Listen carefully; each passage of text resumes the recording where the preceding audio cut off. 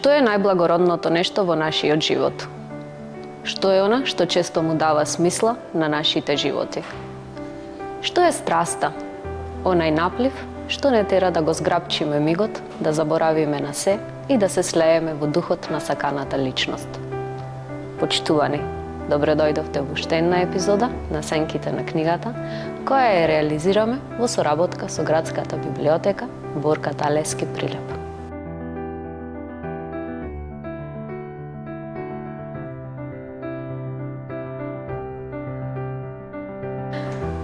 Денес разговараме за поезијата на латиноамериканскиот писател Пабло Неруда.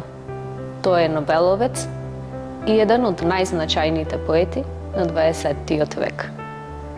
Разговараме за неговите љубовни сонети. Да љубиме значи месечевата светлина да ја прегрнуваме. Онаа незина соблазнивост која не води кон непознатото.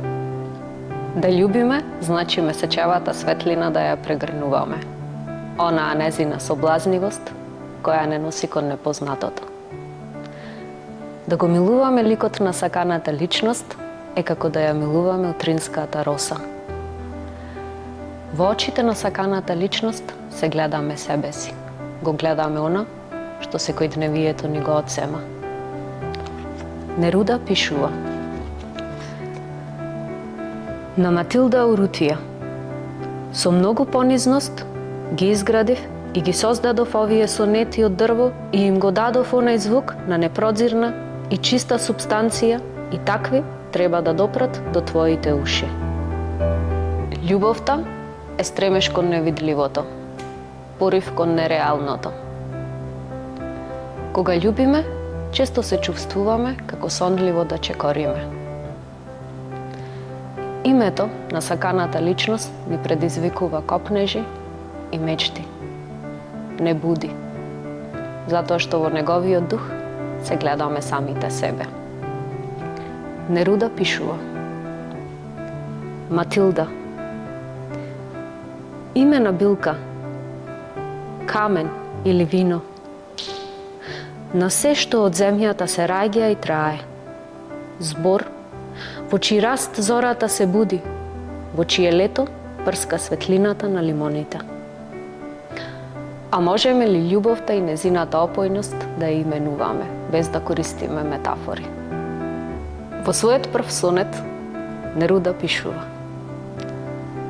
освои ме со твојата врела уста, истражи ме, ако сакаш. Со твоите ноќни очи, но во твоето име дозволи ми да пловам и спијам. Бакнежот носи помирување на секој конфликт во нас.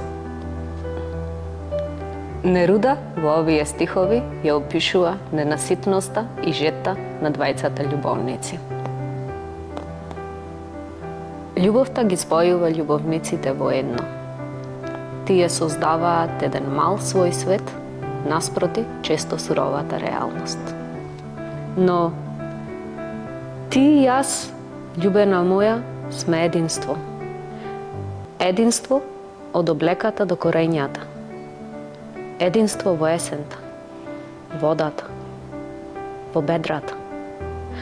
Додека само ти и само јас да станеме едно.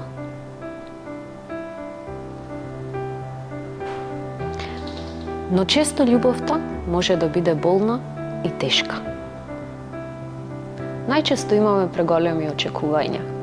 Создаваме една илузија за саканата личност, а не го спознаваме вистинскиот карактер. Чемерна љубов, темјанушке овенчана со трње, плевел меѓу многуте накострешени страсти, копје на болките, круна на гневот, по кој пат и како си тргнала кон мојава душа. Љубовта не треба да има очекувања. Да појдеме онаму каде ништо не чека и да го најдеме сето она што не очекува.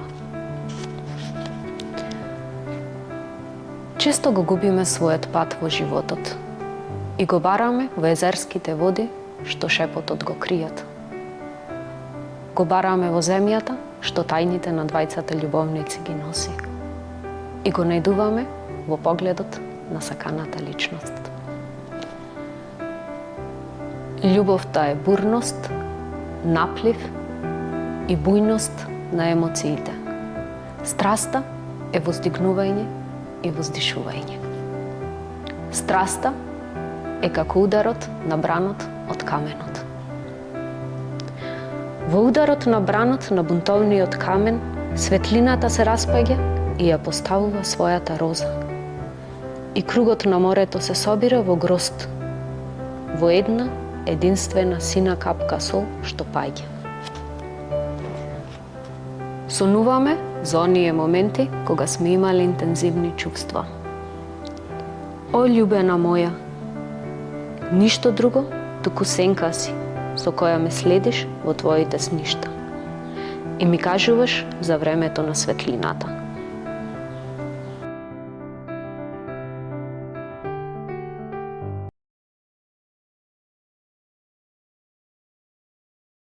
Денес разговараме со прилепската поетеса и писателка Весна Шереметковска.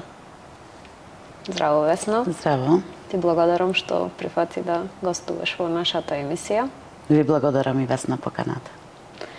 Имате напишано голем и издадено голем број на книги, 2 романи, раскази, поезија за деца, поезија.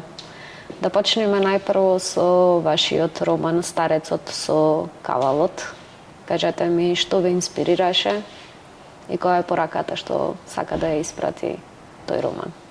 Старецот со кавалот е една општествено-социјална тема и таа содржина е наменета за помладата публика за да може да извлече некаква поука и тоа беше целта на создавање на тој роман.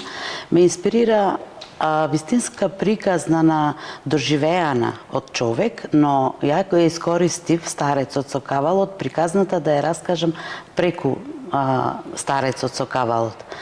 И тука сакав да направам еден спој, спој на она што значи семејство, да се откаже од семејството, да се откажат од член од семејството заради некое си материјално богатство и да го остават човекот, така речено, на милост и немилост. И од другата страна, момчето кое не му е битно како изгледа човекот, само го интересира како се нашол во таква состојба, да проси и сака да му помогне, сака да направи нешто за него, без да очекува нешто за возврат. Тоа ми беше целта на создавање на овој роман, дека материјалните вредности да ги споредат со член од семејството, да се откажат, тоа стварно беше за Старецот со кавалот. Старецот со кавалот, преку него е приказната раскажана, тоа е за него многу болно. И желбата, копнежот по неговото семејство, по неговите внуци го доведува во таква состојба, па макар и после тоа тој пак ќе му остави дел од тоа богатството на неговото семејство, но безвредно е времето поминато со младото момче, кое не е се во крвна врска, кое неколку месеци се дружи со Старецот, му ја раскажува целата негова приказна.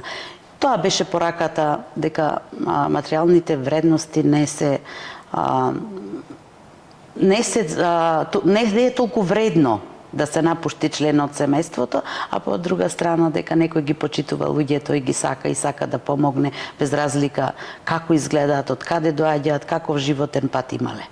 Тоа беше пораката, целта на создавање на тој роман. Така, тука можеме да зборуваме и за емпатијата. Дали сматате дека денес младите се повеќе ја губат, всушност немаат никаква емпатија? Да. Баш момчето е приказ за млада личност која што е емпатична, која што решава да му помогне на Старецот. Да. Денес младите немаат емпатија.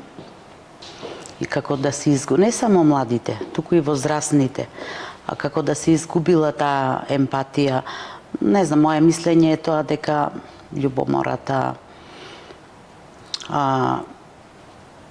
најчесто љубомората, како да ги потисна сите оние вредности по поглед на емпатијата кон луѓето, кон децата, општо, кон сите. Да се осврнеме кон вашата поезија. Кои мотиви најмногу ги користите во вашите песни? Во песните за поезија се може да ме инспирира. Најчесто љубовта е љубовта. Се може, моментално чувство, случка, настан, нешто од секојдневието, се може да ме инспирира, а најчесто љубовта. Така, имавте песна со наслов Сигурна. Дали сметате дека жената треба пред се да се чувствува во себе си сигурна, а да не ја бара таа сигурност во партнерот? Да, треба да се чувствува сигурна и пред се треба да знае што таа сака и што таа очекува. Дали од личност или од љубовта или од саканиот од партнерот. Кога таа ќе биде сигурна, тогаш нормално поддршката секогаш е добре дојдена, но кога жената се чувствува сигурна, тогаш тоа е чекор повисоко. Така, кажете ми нешто за поезијата за деца, која што ја пишувате? Поезијата за деца е таа книга, Бисерчина, е посветена на моите две внучиња. Кога ќе ми снемаја приказни, јас си ми измислував песнички. И тие сакав да ги запишам во една книга. Може би некогаш ќе ги заборавам, што сум ми ги кажувала, ако треба да ги повторам, ќе ги заборавам. Нема да ги кажам истите, па затоа сакав да ги ставам во една книга и да остане еден спомен. И не само за моите внучиња, Бисерчиња се сите дечина, сите деца му се Бисерчина дома на родителите, на семејството, така и моите. И на сите деца, не само на моите внучиња. Тоа се песнички, тоа се желби на малите деца, што тие сакаат, како гледаат на животните, како гледаат на птиците.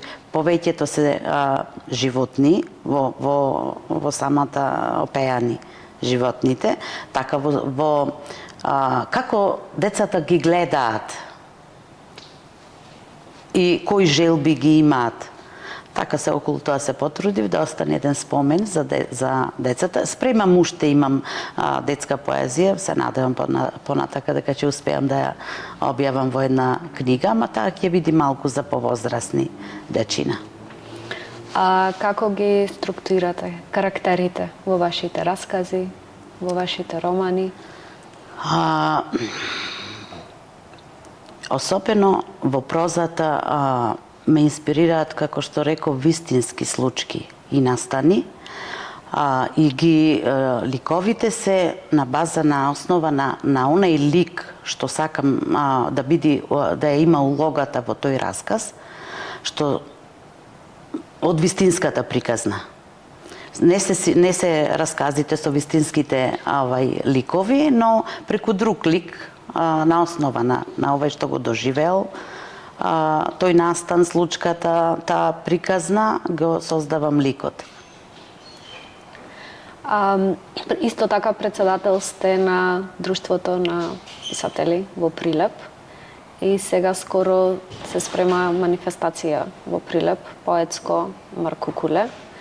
Дали може да ни споделите некои од активностите кои ги имате во Друштвото како председател на Друштвото и да ни кажете малку детали за самата манифестација? Активностите во клубот се работи според програма и до сега во овие, јас за кратко време сум, пред 4 месеци сум председател на Сдруженијето Клуб на литературни творци. Работиме според програма за работа на клубот. До сега активностите се реализирани, што ни се до овај месец. Сега е Во август ни е една голема манифестација поетско Марко Кулеп, течат подготовките за тоа, во подготовка, односно во фаза на печатење и зборникот. Имаме голем број на учесници, автори, поети од регионот и пошироко, имаме од САД, имаме од Германија, има од Австралија, Бугарија, ајде веќе кога почнав да ги набројам, Црна Гора, Хрватска, Словенија. Некаде од прилика имаме околу 215 учесници кои се застапени во зборникот. Зборникот ќе биде промовиран на самата манифестација на 15 август. Ќе се одржи манифестацијата во киносалата Мистон во 18 часот.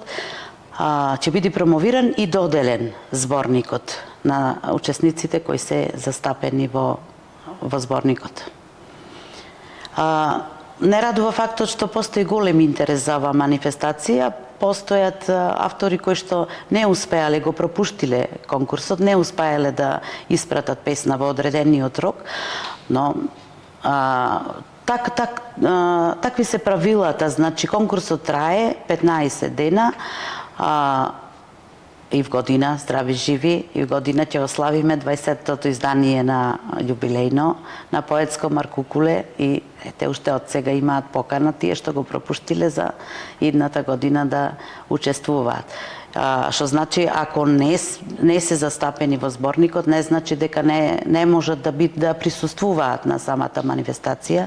Добре дојдени се и тие што не успеале да се пријават, добре дојдени се и сите љубители на поезијата да ја проследат манифестацијата Поетско Марко Куле 2026, која од 2019 година е во организација на Клубот на литературни творци. Ви благодарам за вашето гостување денес. Ви благодарам и вас на поканата.